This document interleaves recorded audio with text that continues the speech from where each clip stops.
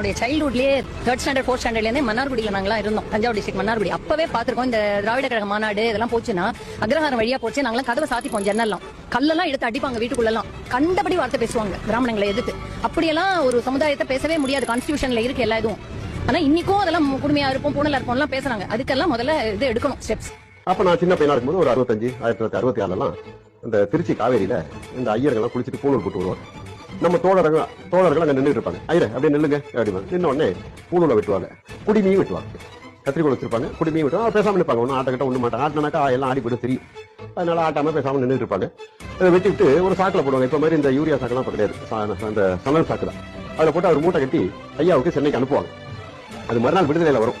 தஞ்சை மாவட்டம் 125 பூணூல் 125 குடிமி, திருச்சி மாவட்டம் 85 பூணூல் 85 குடிமி அப்படின்னு வரும். கீழே ஐயா எழுதிருப்பாங்க, திருச்சி மாவட்டம் இன்னும் கொஞ்சம் மும்முரமா வேலை செய்யணும், 45 பீஸ் குறையுது அப்படின்னு.